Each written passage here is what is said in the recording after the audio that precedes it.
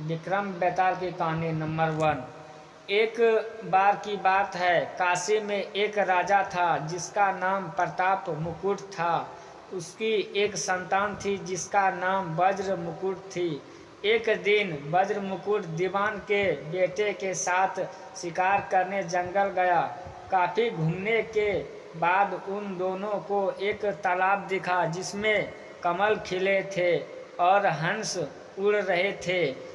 दोनों दोस्तों ने वहां रुककर तालाब के पानी से हाथ मुंह धोया और पास ही बने महादेव के मंदिर में दर्शन करने चले गए। दोनों ने अपने घोड़े मंदिर के बाहर ही बांध दिए। फिर जब दोनों दोस्त दर्शन करके मंदिर से बाहर निकले तो उन्होंने देखा कि तालाब में एक राजकुमारी अपनी सहेलियों के साथ स्नान करने आई है। राजकुमारी को देखते राजकुमार काफ़ी खुश हुआ। राजकुमार और राजकुमारी दोनों एक दूसरे को देखकर मोहित हो गए। जबकि दीवान का बेटा वहीं एक पेड़ के नीचे आराम करने लगा।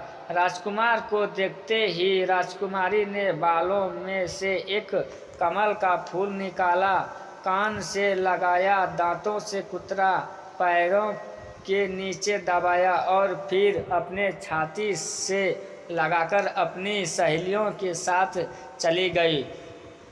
उसके जाने के बाद राजकुमार काफ़ी दुखी हुआ और अपने मित्र के पास लौटकर सारी बात बताई। राजकुमार बोला, मैं राजकुमारी के बिना नहीं रह सकता हूँ, लेकिन मुझे इस राजकुमारी के बारे में कुछ भी नहीं पता है। वह कहाँ रहती, उसका नाम क्या है। दीवान के बेटे ने सारी बातें सुनी और राजकुमार को दिलासा देते हुए बोला, राजकुमार आप घबराएं मत, राजकुमारी ने सब कुछ बताया है। आश्चर्यचकित होते हुए राजकुमार ने पूछा, वो कैसे? दीवान के बेटे ने राजकुमार को बताना शुरू किया कि राजकुमारी ने कमल के फूल को बालों से निकालकर कानों से लगाया। यानी राजकुमारी का कहना है कि वह कर्नाटक से है। दांत से फूल को कुतरा, मतलब इसके पिता का नाम दंतवट है। फूल को पांव से दबाने का मतलब था कि राजकुमारी का नाम पद्मावती है और फूल को सीने से लगाने का मतलब था कि अब आप उसके हृदय में बस चुके हैं। यह सब सुनते ही राजकुमार बहुत ज़्यादा खुश हो गया। खुश होते ही राजकुमार ने दीवान के बेटे से कहा कि मुझे कर्नाटक जाना है, मुझे वहाँ ले चलो। दोनों दोस्त कई दिनों तक घूमते फिरते कर्नाटक पहुँचे। जब वो दोनों राजमहल के निकट पहुँचे तो उन्हें एक चरखा चलाती बुजुर्ग महिला दिखी। महिला को देखते ही दोनों घोड़े से उतरे और उसके पास जाकर कहा, माए हम दोनों व्यापारी हैं, हम बहुत दूर से आए हैं, हमारा सामान अभी तक आया नहीं है। कुछ दिनों में हमारा सामान भी पहुंच जाएगा। हम 10 दिनों तक बस रहने के लिए थोड़ी सी जगह मिल सकती है। उसकी बातें सुनकर बुजुर्ग महिला की ममता जाग उठी। उसने कहा, बेटा इसे अपना ही घर समझो, जब तक मन करे यहाँ रह सकते हो। इसके बाद दोनों उसके घर में रहने लगे। इसी बीच दीवान के बेटे ने उस महिला से पूछा, आप क्या काम करती है माई? आपके यहाँ कौन कौन रहता है? आप कैसे अपना गुजर बसर करती हैं? इन सारे सवालों का जवाब धीरे धीरे उस महिला ने देना शुरू किया। उसने कहा, मेरा एक पुत्र है जो राजा के यहाँ नौकरी करता है। मैं राजा की पुत्री का पद्मावती की दासी थी। बूढ़ी हो गई हूँ इसलिए घर में ही रहती हूँ। महाराज खाने को दे देते हैं और पूरे दिन में एक बार राजकुमारी से मिलने चली जाती हूँ। इतना सुनते ही राजकुमार ने बूढ़ी औरत को कुछ धन दिए और राजकुमारी तक संदेश पहुँचाने को कहा। राजकुमार ने उस बूढ़ी महिला को कहा, माई कल तुम जब राजकुमारी के पास जाओ तो उससे कहना कि सेठ सुधीर पंचमी को तुम्हें नदी के पास जो राजकुमार मिला था वह तुम्हारे राज्य में आ गया है। अगले दिन वो बूढ़ी औरत राजकुमार का संदेश लेकर राजकुमारी के पास गई।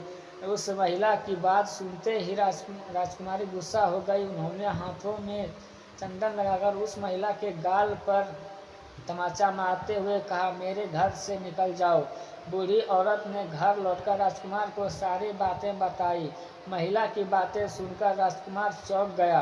फिर राजकुमार के मित्र ने राजकुमार को धैर्य बांधते हुए कहा, राजकुमार आप चिंतित ना हो, राजकुमारी की बातों को समझने की कोशिश करें।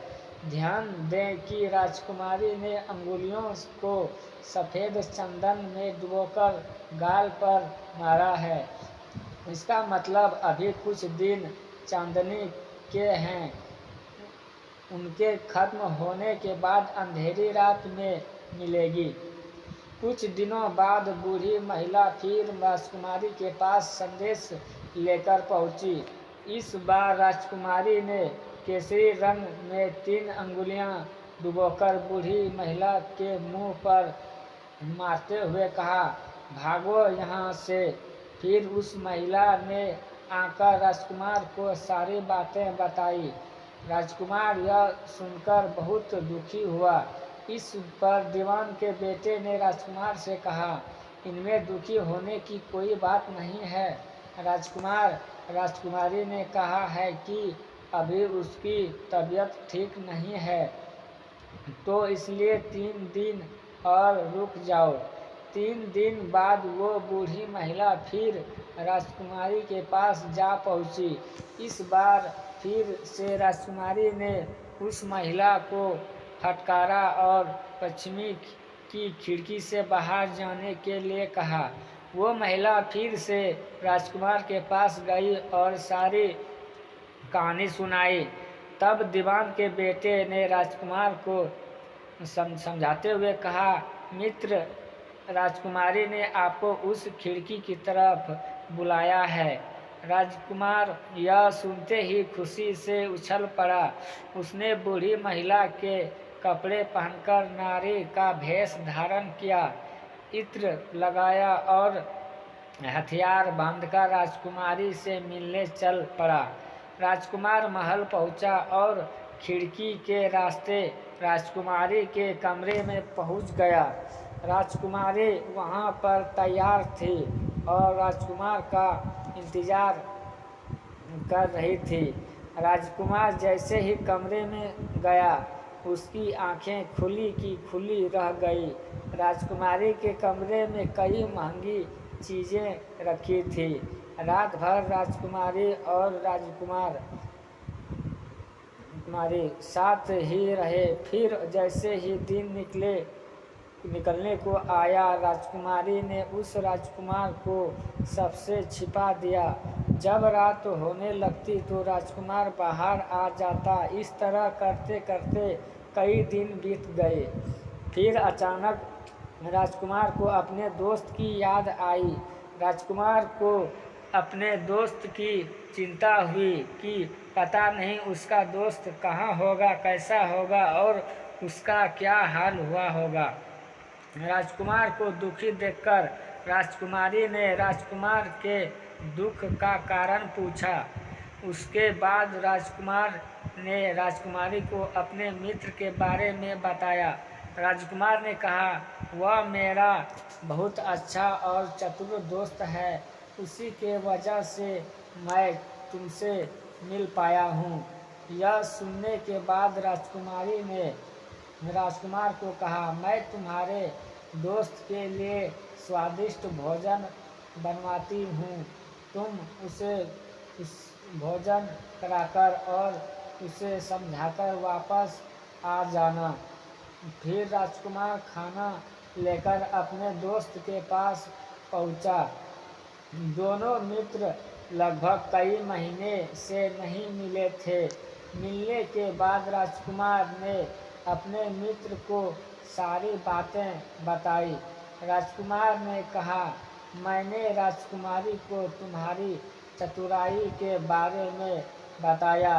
राजकुमारी ने तुम्हारे लिए भोजन भिजवाया है। यह सब सुनकर दीवान का बेटा सोच में पड़ गया। उसने राजकुमार से कहा कि यह तुमने ठीक नहीं किया। राजकुमारी समझ गई है कि जब तक मैं तुम्हारे साथ हूँ तब तक वह आपको अपने वश में नहीं रख सकेगी।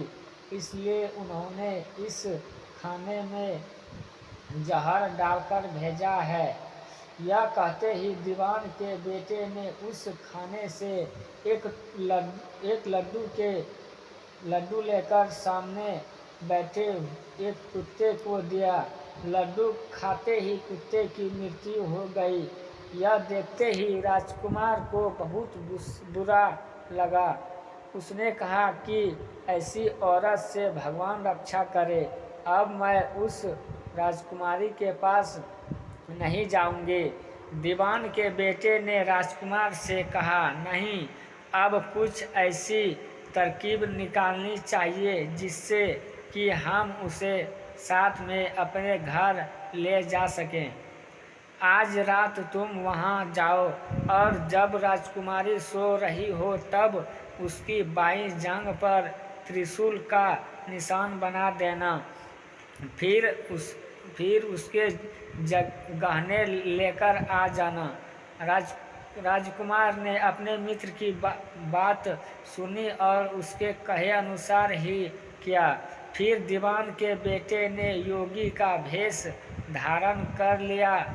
उसने राजकुमार से कहा कि तुम इन गहनों को बाजार में बेच दो।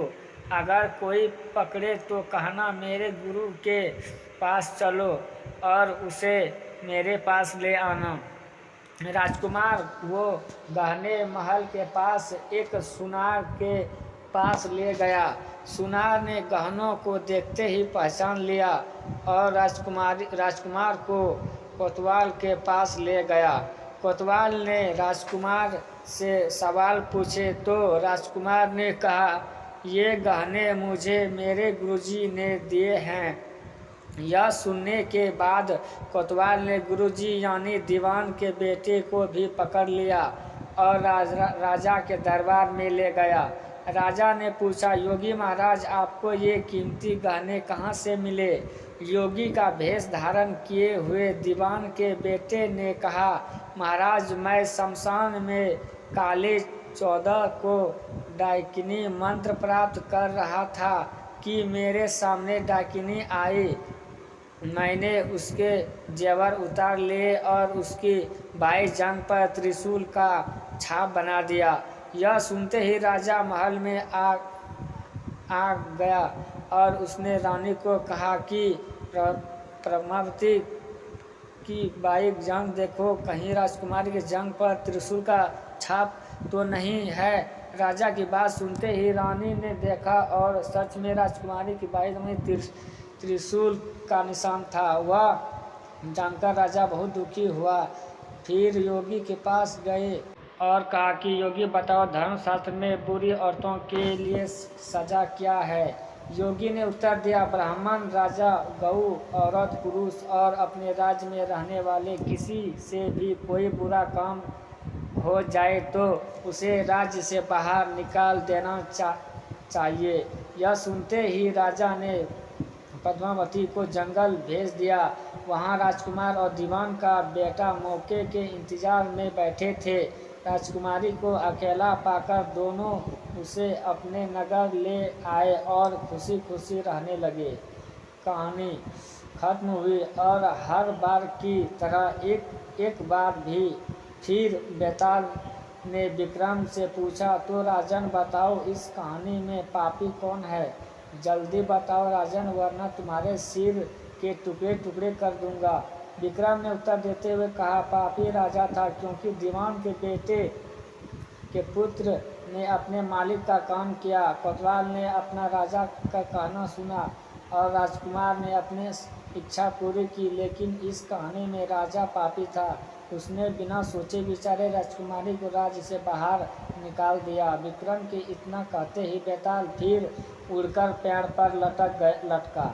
कहानी से सीख, हमेशा बुद्धि का इस्तेमाल करके ही फैसला लेना चाहिए, वरना कोई भी भ्रमित करके कुछ भी करवा सकता है। दोस्तों, अगर आप लोग हमारे YouTube चैनल पे नए हैं तो चैनल को सब्सक्राइब कर लें, ताकि हमारा जितना भी वीडियो छूटे सबसे पहले आप लोगों के बीच पहुंच जाए और आप लोग सबसे पहले उस कहानी को सुन सकें और कहानी का आनंद ले सकें।